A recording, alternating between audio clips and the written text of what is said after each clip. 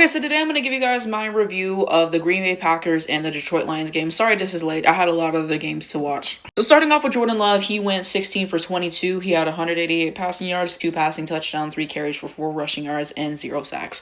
And so I will say he almost had like 2 interceptions, okay? Like one, they dropped the ball, okay, so it didn't count. And then the second one, there was holding on the defense, okay? And those were back-to-back, mind you, okay? And so for the most part, I thought that he played well. I understand why people don't like Jordan Love because he's very much a high risk, high reward player. He can make those beautiful throws and really push the ball down the field. And, he's very much a gunslinger kind of guy. And it's high risk, high reward. So I get why they wouldn't like that because for that, he can throw some really boneheaded interceptions and stuff. But when Jordan Love is playing good, it's good football. Okay, I'm fond of Jordan Love. Okay, I get why people wouldn't be.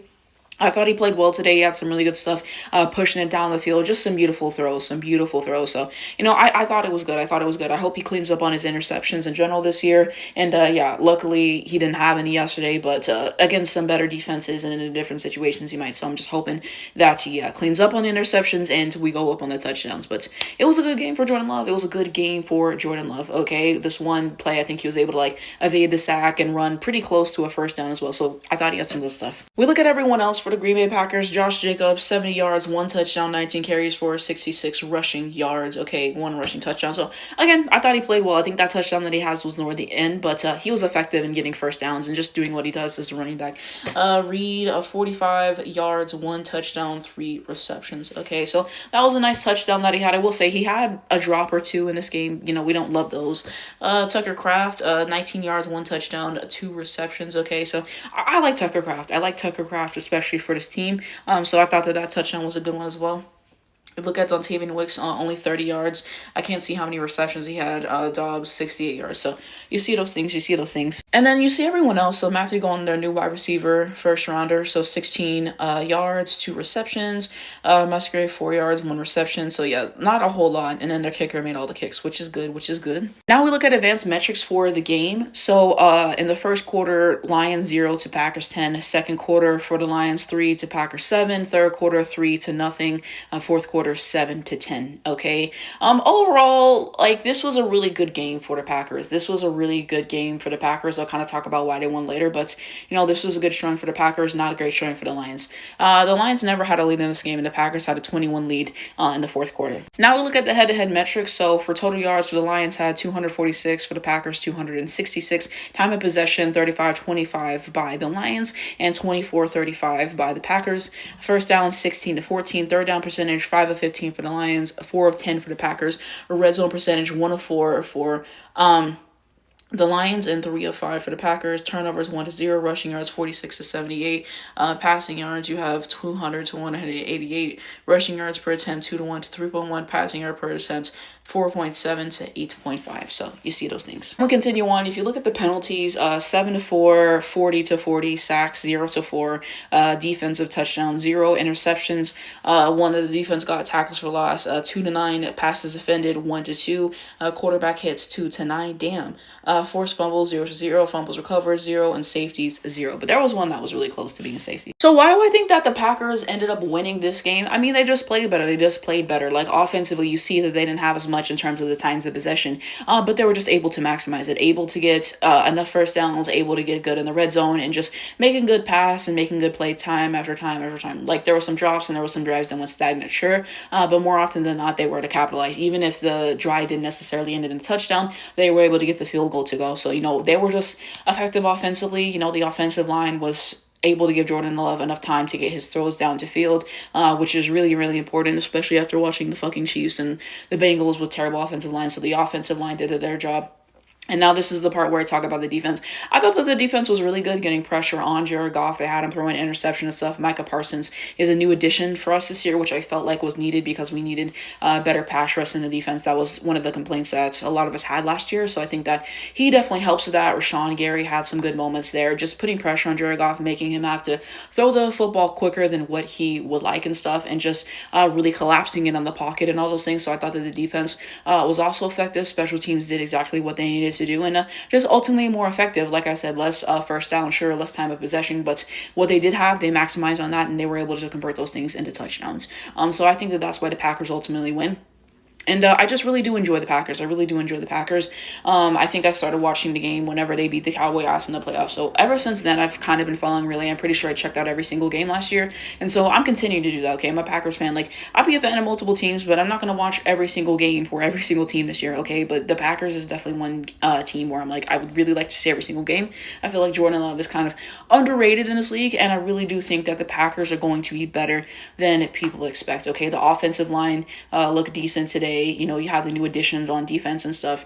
So I think, you know, the Packers will be better than a lot of people anticipate. Obviously, it's only week 1, you know, injuries can happen and, you know, whatever, like sometimes you just don't play a good game, you know, today's today. And so you have to really take one game at a time, not making any bold predictions in terms of what would happen for the season. So you try to keep those things in mind. But I will say it's nice to see the Packers win a division game because I believe we only won one last year, okay? And I'm pretty sure that was because a kick wasn't made or a kick was blocked or something like that against the Bears, okay? We were terrible in division games, so to start the year off with a division game and a win, it's really nice. So yeah, I thought this was a good game to watch and stuff, and I'd be checking out the condensed replays because I saw part of this whenever I was watching live, and then I had a basketball game, and then like I had like 3 or 4 games that I've already watched today. So I just went and I watched the condensed replay, and I'm about to do so for the Falcons game and stuff. So if you're wondering how these reviews get done so quickly, if I missed the game, I'm catching the condensed replay. If you don't know, basically they just have all of the plays, okay? So it cuts the game down to 30, 40 minutes. So that's kind of how I'm able to get these quick, even though I didn't see the full game in real time. But I thought it was a good game. I thought it was a good game because I like the Packers. But let me know what you guys think below. But I love the uniforms and all that stuff. It's just, I like the Packers a lot. I really do. Now, if we look at the Detroit Lions side, so Jared Goff went 31 for 39, 225 passing yards, 1 passing touchdown, 1 interception, 1 carry, and -1 rushing yards is absolutely insane. Sorry, my TV child.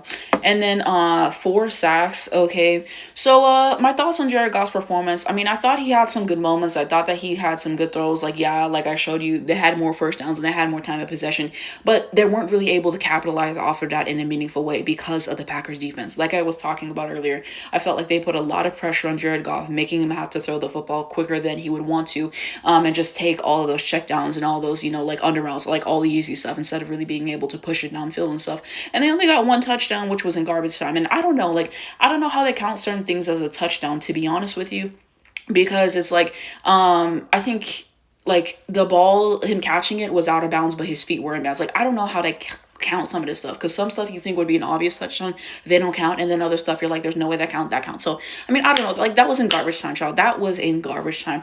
So I don't know, it's just the one thing about Jared Goff is a pocket quarterback, okay? When the pressure starts collapsing on him, he crumbles, okay? He's not much of a scrambling guy. So that's all you need to do. All you need to do is rush for and get multiple you know, a bunch of pressure on Jared Goff, and he's gonna crumble every time. It's not a bad stat line per se, but they weren't able to convert this in a meaningful way, okay? And then you had the interception as well because of the pressure from Micah Parsons. So I think the Packers defense definitely did their job today. You look at everyone else, Sam Laporta, 79 yards, 6 receptions. So he had some good stuff. Jahmyr Gibbs, 50 yards, 9 carries, which is pretty low, but the Packers were effective in stopping the run for the most part, I would say.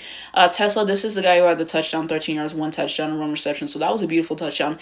Amon-Ra, 45 yards, 4 receptions. David Montgomery, only 43 yards, 11 carries. J-Mo, 26 yards, I think 4 carries.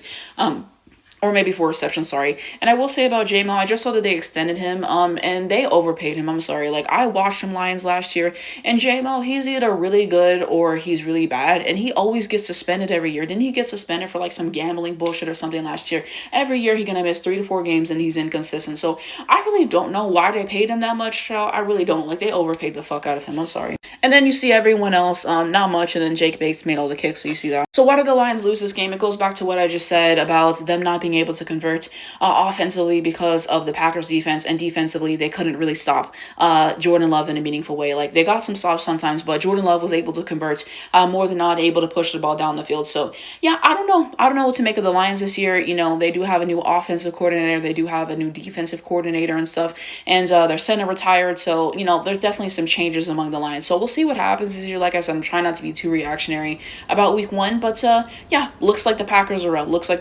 But we'll see what happens with the Lions and everything. But let me know what you guys thought of this game down below. But excited to see more games from both of these teams.